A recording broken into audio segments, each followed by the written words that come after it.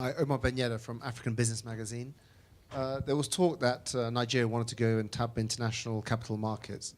So I just wanted an idea of timelines in terms of, or timeframes in terms of when you're thinking of going, how much you're thinking of raising, and where you're thinking of raising this capital. Thank you very much. We had a question on oil, and I'll leave it to you which Thank you. order you want to answer. Yes. Starting with oil production, we're close to about 1.7, 1.8, but we think that that could improve very quickly once we're able to sort out all of the issues in the Niger Delta. Now, the militancy in the Niger Delta and ongoing discussions, as a matter of fact, just yesterday, I was in the Niger Delta, and that was possibly the first direct engagement at the level of the presidency with individuals there. So, especially in the Delta area itself, I was in the Baramatu Kingdom, which is one of the areas where there has been considerable unrest. Also in Warri, where, of course, there are numerous facilities. Talking directly to the youths and leaders in the Delta region. So I think that we're actively engaged. Of course, a lot of it cannot necessarily be publicized, but we're very actively engaged in negotiations, and we think that the engagement, especially the fact that we're talking to all of the important groups. You know, I'm sure that you might know that we had spoken earlier to the Pan Delta Forum. The Pan Delta Forum is a forum of leaders and youths and civil society groups in the Niger Delta, including the various ethnicities in the Niger Delta. And they are accredited by practically all of the groups in the Niger Delta, and we've been speaking to them. They presented a 16 point, what they described as dialogue issues, and we think that is a sensible roadmap as to what to do and what steps to take to resolve many of the issues in the Delta. So we're very actively engaged. Regarding the Euro bond, yes.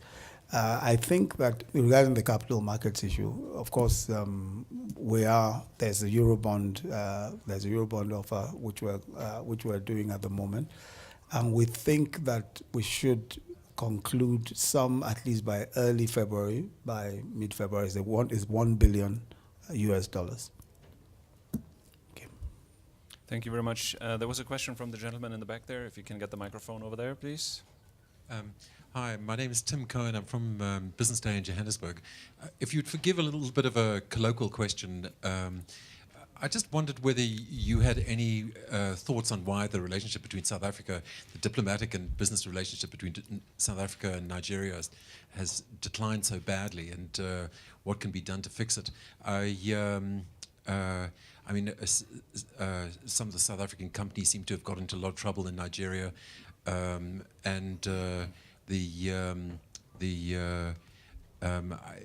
it seems to me very disappointing for the two biggest economies on the continent to be at odds in this way. Yes. Thank you. Check. Go ahead. You want to take the one directly? Okay.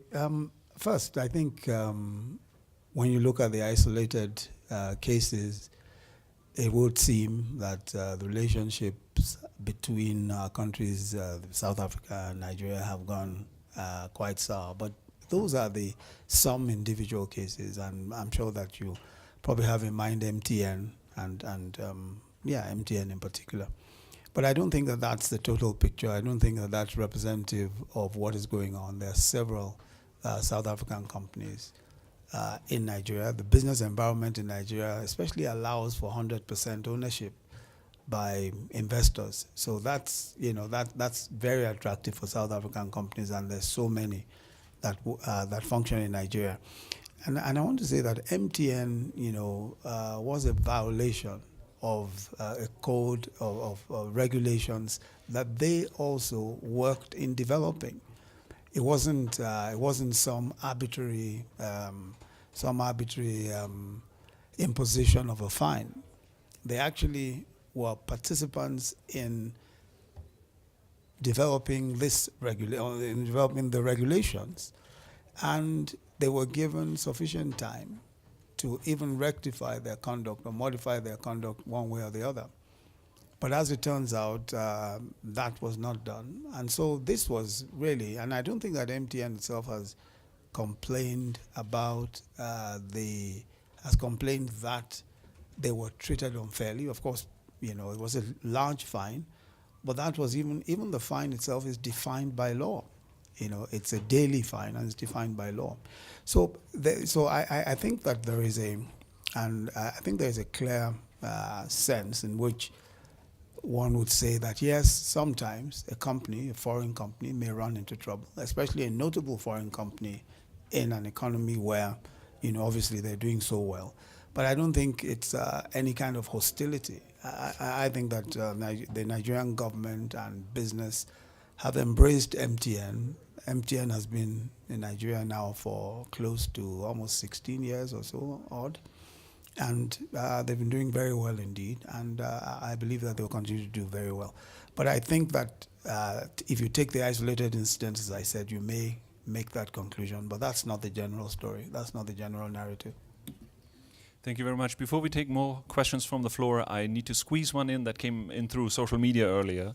Most of you might be aware that the forum has this young community of millennials, the global shapers, and they're very active in Nigeria as well. For example, a great hub in Abuja, and they've been begging me and said, "Can you ask our vice president to send us a message?" Kind of.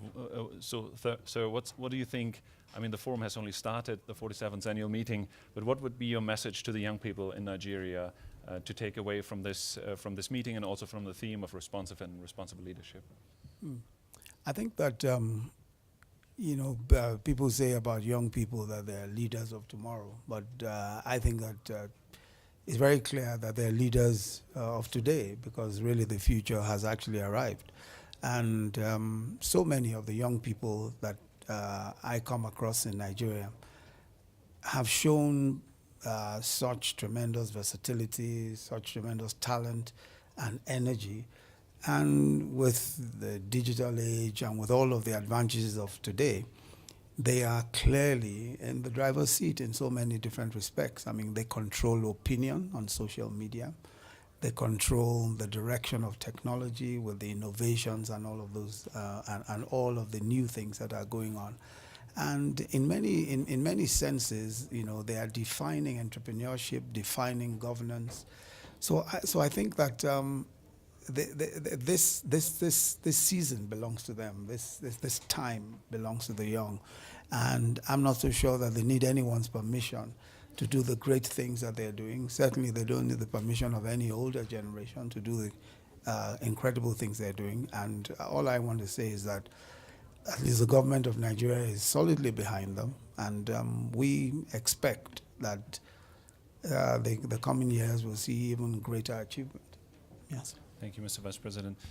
I think we had two more questions here, and I think after that we also have to close, but please let's take these two questions. The microphone is there. Sorry, I just wanted to point out that the Eurobond is March, the expected period is March 2017, March, not February, March. Sorry. Please go ahead. Mr. Vice President, can I ask you what steps the government is planning to take to unify the exchange rates? Because we have such a big gap between the official and unofficial exchange rate, and that's surely really having a bad effect on your economy. Mm-hmm. When can you expect? Excuse me, if you could also state your name and organization for the sake I'm of the Sujata Rao with Reuters. Thank you very much. Okay.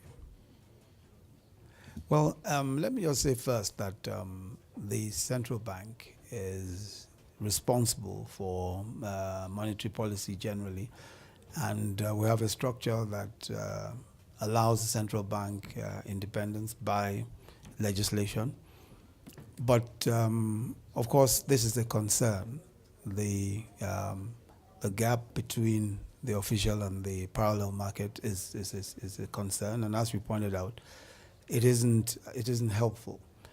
So if you look at our economic recovery and growth plan, it is clearly the expectation that this will be redressed. And this is a conversation that we're having with the central bank itself. And I believe that some adjustments need to be made, that we must advance towards an exchange rate policy that closes that gap as quickly and as efficiently as possible. Thank you very much. Excuse me, can you use the microphone? Sorry, but is there any indication of when this might happen? Very soon, I hope. Thank you very much. As I said, I'm not in charge of monetary policy, the central bank, but the conversation is on, as I've said, and there's a lot of hope that we'll be able to resolve some of these issues as quickly as possible. So did we have one last question there in the middle? Has the question been answered? Well, there, the gentleman. Please. Hi, good day, Mr. Vice President. Lindis van Zelle from the African News Agency. You visited the Niger Delta yesterday, I believe, eh? Yes. So in your engagement with communities, and I think you mentioned that this is probably the first time from a presidential office initiative that there's been that type of engagement. When you deal with communities that for as long as they can remember have stood on oil production as means of income and livelihood, what is the response or the reaction from them when you talk about new industries, because oil is not going to be around forever, and they need to start thinking about other or alternative means of income and sustainability? So just from your initial interaction with them, how do you think it was perceived or received?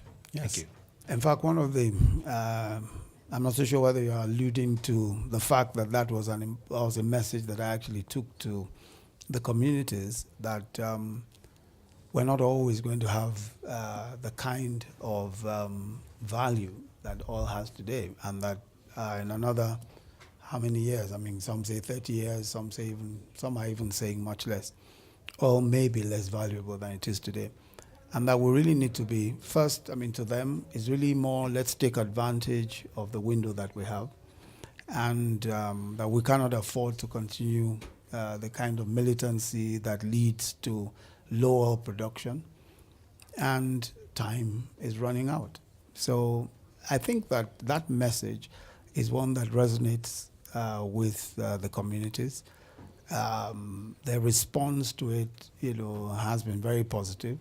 I think that all they're saying is, okay, let's engage, let's talk about this. There are issues around justice, there are issues around resource control. They have their own issues.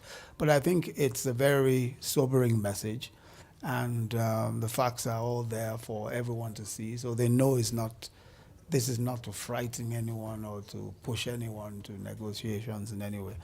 And I think it really does resonate with them. Thank you very much. And thank you all for watching, because it is time to close this press conference. Thank you, Mr. Vice President, for joining us here today and for answering all the questions. Thank you for watching, and thank you for being here. Thank you very much.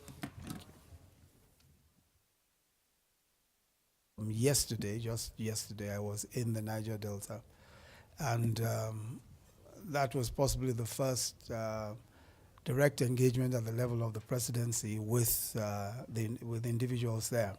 So especially in the Delta area itself, I was in the Baramatu Kingdom, which is one of the areas where there has been considerable unrest. Also, Which thank you. order you want to answer? Yes. Starting with oil production, we're close to about 1.7, 1.8, but we think that could improve very quickly once we're able to sort out all of the issues in the Niger Delta. Now, the militancy in the Niger Delta and ongoing discussions, as a matter of fact, we think that the engagement, especially the fact that we're talking to all of the important groups. I'm sure that you might know that we had spoken earlier to the Pan Delta Forum. The Pan Delta Forum is a forum. Omar Benyeda from African Business Magazine. There was talk that Nigeria wanted to go and tap international capital markets. So I just wanted an idea of timelines in terms of, or timeframes in terms of when you're thinking of going, how much you're thinking of raising, and where you're thinking of raising this capital. Thank you very much. We had a question on oil, and I'll leave it to you. In Warri, where, of course, there are numerous facilities, talking directly to the youths and leaders in the Delta region. So I think that we're actively engaged. Of course, a lot of it cannot necessarily be publicized, but we're very actively engaged in negotiations, and we think that